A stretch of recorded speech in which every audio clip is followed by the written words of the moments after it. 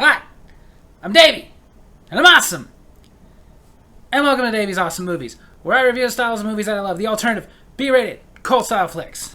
And a while ago I decided I would do the first in this series, which meant that eventually I was going to have to get to the second in this series, because there's a lot of these. Well, here we go. This one was made in 1985, about a year after the original.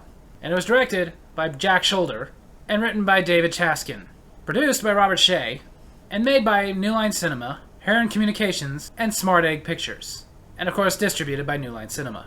Ladies and gentlemen, the follow-up to the all-time classic, A Nightmare on Elm Street, A Nightmare on Elm Street Part 2, Freddy's Revenge.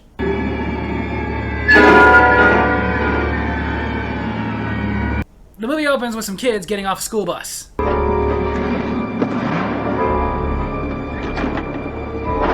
Hey, it's Freddy! The driver, Freddy, misses a stop.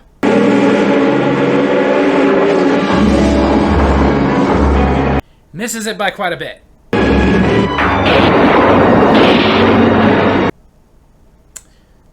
Well, that looked real. The ground starts to shake and give way.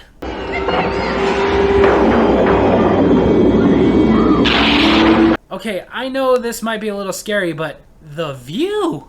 What's that? A bad sequel.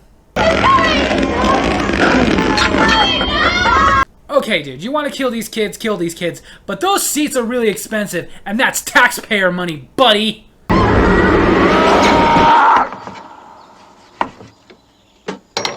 Oh! It was a dream. And now suddenly I want a BLT. Apparently the dream was being had by our lead, Jesse, and he's the new kid. So you live around here or what? Yeah, my parents just bought a place on Elm Street. And they moved into Nancy's old house. Some chick was locked in there by her mother and she went crazy. Not quite what happened, but I do believe that that's what the town would want to remember versus there was a guy killing everybody in their dreams. That night, Jesse officially meets Freddy. We got special work to do here, you and me. Too bad that special work wasn't a good sequel. You've got the body. I've got the brain. Let's make lots of money. Oh, sorry. For a second, I thought I was watching something almost worth watching. You know, it's interesting to point out that this is actually the only Nightmare on Elm Street movie where the lead is a male. Sort of. Because of all the homoerotic subtext in this movie, there were many fan theories that have spawned that the character of Jesse himself was a closet homosexual. Even the actor who played Jesse, Mark Patton, who was openly gay, picked up on this and decided to play him that way.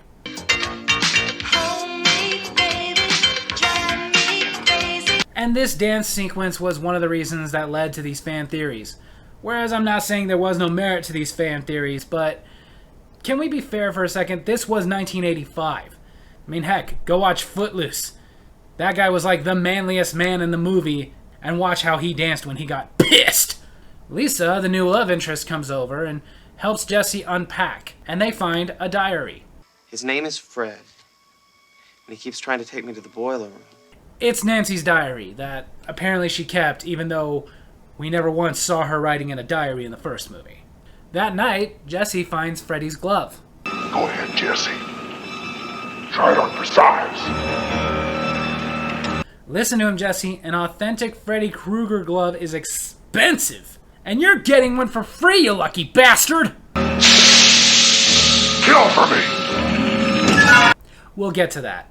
Later, while everyone in the house is complaining about how hot it is, their birdcage starts shaking. Damn it! Ow! The bird is hot too. So, is this a Freddy Krueger movie, or is this The Birds? Or is it Freddy Krueger meets the Birds? I'd watch the crap out of that movie. See, dads, this is why once in a while it's okay to let them touch the thermostat. So, with all these bad dreams and exploding birds, Jesse decides to go to a gay S&M bar. Wouldn't really call that subtext, I'd call that just text. And while at this bar, that doesn't card him, he runs into his gym teacher, Coach Snyder. Played by Gordy's dad, Marshall Bell. But I choose to remember him as Gordy's dad. Hit the shower. Who makes Jesse run laps and punishes him, which makes no sense. How is Jesse the one being blackmailed? I mean, this was the 80s. If you caught your gym teacher, or really any teacher, or really any adult that you knew in a gay bar in the 80s, you were the one that had the blackmail power, buddy. But then in Coach Snyder's office... No! No! No! He drags him to the shower. And then... Freddy? No! No! No! Please, no! Let me die in a good sequel! Well, look at it this way. At least you get to go be with Denny, your favorite son. By the way, it took 37 minutes for this movie to get its first kill. Just saying.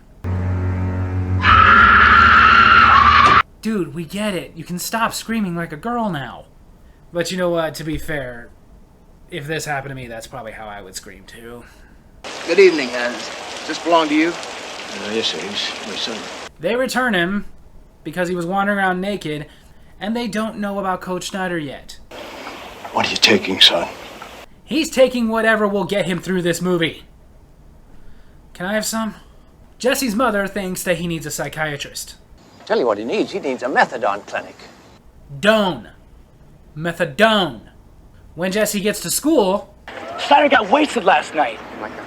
And some reason, the cops from the night before, who found this mysterious kid just wandering around naked around the same time that somebody had been murdered in a shower, never put this together and investigated it. Later that night... 3,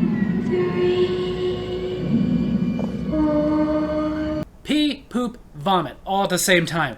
That's how freaking creepy that would be. The next morning, Jesse has some questions. None of them have to do with why his sister was jump roping. How come it took him 5 years to sell this house? Oh, I don't know. Watch the movie you're a sequel to. It's way better than this. You didn't know anything about the murder across the street? And the crazy girl that lived here that saw the whole thing? I'm Nancy. And her mother killed herself in our living room. What? No, she didn't. She was lit on fire by a guy who himself was on fire and pulled through a bed. Either that or she was turned into a blow-up doll and pulled through a window. I'm not really sure, honestly. So with the bickering going on, something's got to change the subject. Lord! That'll do. Look here, Sheriff. You wasn't even plugged in. Yeah, this house is fine. In fact, that night... Wake up, little girl. Oh, great. Now we're going to get back to the rules set in place by the first movie that Freddy's going to do it in their dreams. Go back to sleep.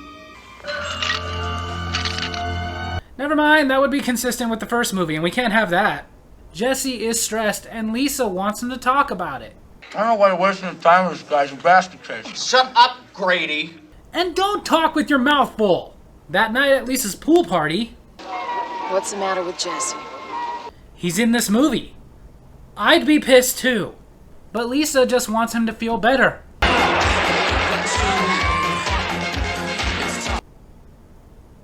That could work. And now things get sexy. Yeah. Jesse, what's wrong? Jesse goes to Grady's house. Jesus Christ! How did you get in there? Did Jesse's parents let you in and just say, yeah, go ahead, he's upstairs asleep, no problem, we don't know you? Or is it just no one locks their doors? I need you to let me stay here tonight. Are you out of your mind? Yeah, you two actually don't know each other that well, and you broke into his room and woke him up like a psycho killer, so I'd just probably punch you in the face. I killed Snyder. Yeah, this is not helping the case for you staying the night. But after pleading with Grady over and over again and telling him about the dreams and everything, Grady lets him stay. Don't fall asleep. I sure as hell wouldn't. But later... It's starting to happen again. Which is why you should not have come here. So what does Grady do? You know, it might help if you actually tried twisting the doorknob instead of pulling it.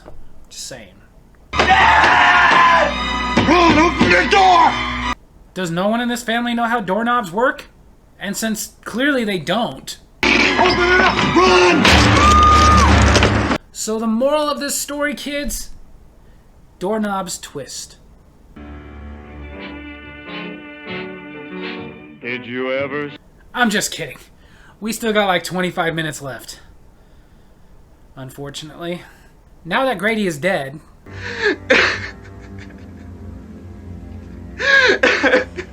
What a crybaby. You can't! Now the police arrive. You know, in the last movie, Freddy was pretty good about covering his tracks. Like, he made it seem like Tina must have been murdered by Rod, made Rod look like he killed himself. Okay, there was no explanation for Glenn, though. I mean, the bed ate him? I don't know how the police or his parents rationalized that one. Jesse goes back to Lisa's. Jesse, my God, you're hurt. What happened? I had a burger with way too much ketchup. What do you think happened? I killed Grady. Lisa, I killed Snyder. So, want to make out some more? Outside. What's going on? And kids, this is why you should always buy ballparks. They may be a few extra pennies, but they plump when you cook them, not explode. Lisa, though, had read all of Nancy's diary, which shows that Lisa is a horrible person because those were private thoughts. But because of it, she does believe Jesse and tells him that he needs to fight Freddy. He can't fight me! Now maybe you should fight him. Good girl. Back to outside.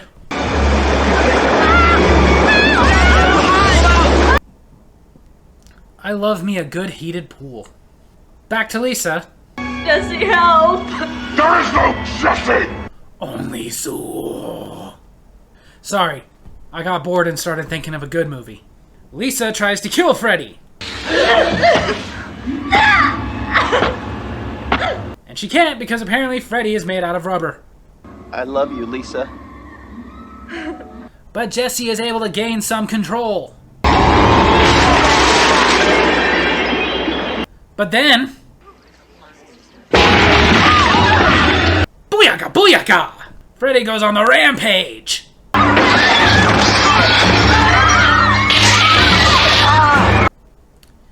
That looked real. Just calm down, right? Relax. I don't know if you know this, but killing a bunch of teenagers is how Freddy relaxes. It's gonna be alright. Nobody's gonna hurt you. Even Freddy thinks you're a dumbass.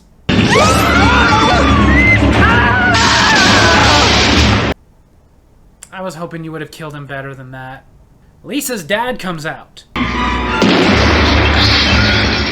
And he's a horrible shot. But Freddy leaves. You know, in the other movie, when Freddy came into the real world, he didn't have powers. He only had powers in the dream world. That's what made him so effective in dreams. Which is why Nancy decided to try to get him into the real world. Lisa figures that Freddy is headed towards his old working grounds. So she goes there. Little odd that after all this, her parents let her do that. Personally, I'd be like, honey, for your own good, you're frickin' grounded. Come to me, Lisa. And this is why you're an idiot. I love you, Jesse! And this is working on killing Freddy? Her pleas to Jesse? He'll die with me. But she's persistent. Ew. Too persistent. Yes, again, somehow this is working.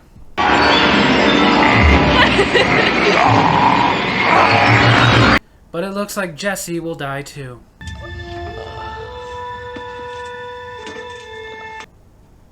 Damn it.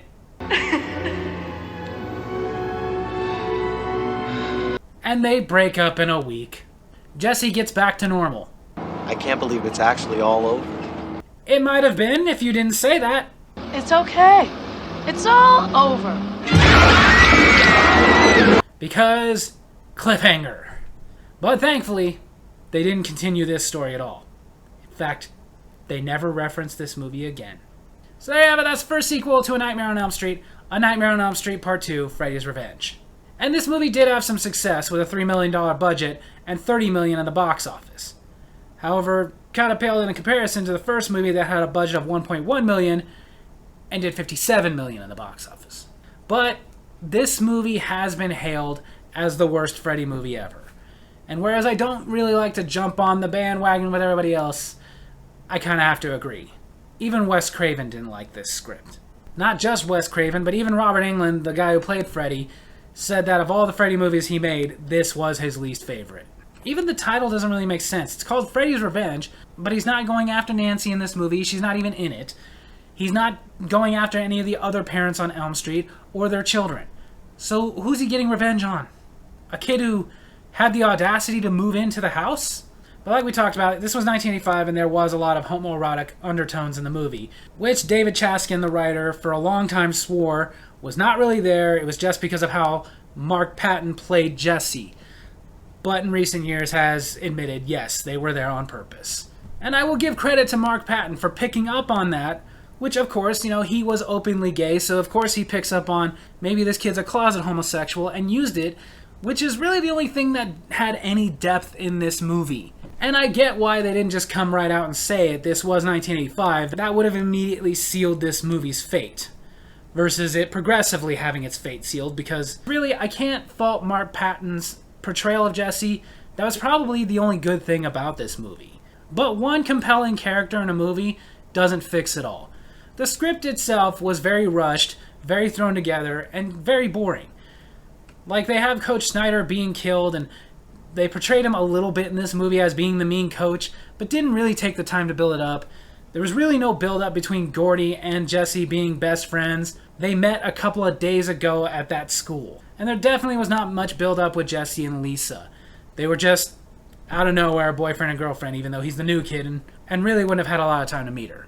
Basically, that's my big problem with this movie, is that it felt very rushed and thrown together, and for the most part was pretty boring. Like, I had seen this movie before I went to take notes for this movie, and yet I didn't remember much of it, because not much of it was very memorable, especially compared to the other movies. Some of the other people considered for the role of Jesse in this movie were Michael J. Fox, but he could not because of his previous commitments to both Back to the Future and Teen Wolf. So, good for you, Michael, you dodged that bullet. They also auditioned other actors like Brad Pitt, John Stamos, and Christian Slater, which, again, good for all of you that you didn't have to be part of this terrible movie. Heck, even Robert Englund was almost not in this movie. They didn't want to meet his demands to be in this movie, which was not a big raise, but a raise nonetheless. So Robert Shea tried to get a stuntman to play Freddy, which you see in some scenes in this movie, and after 2 weeks of filming realized it wasn't going to work. They needed Robert Englund back, so they met his demands. Which, good for them, because as bad as it would have been a lot worse without Robert Englund. But ultimately, a lot of people have held this as the worst Freddy movie, and I do agree. And they never reference it again. And it really doesn't feel like much of a sequel. It felt like its own movie, which was another thing I didn't like about it. The other movies that came out all felt like sequels to each other. They all referenced each other, and there was just this. If you started with number 3, you were going to be a little lost because you didn't see number 1. If you saw 1, but skipped 3 and went to 4, you were going to be a little bit lost. Heck, even 5 and 6, if you had skipped any of the other movies before them, you were going to be a little lost. And even New Nightmare, if you didn't see the others, you'd be a little bit lost. But you could completely skip this movie and it wouldn't make a difference. You wouldn't be lost at all. Because none of the other movies reference this movie, and for a reason.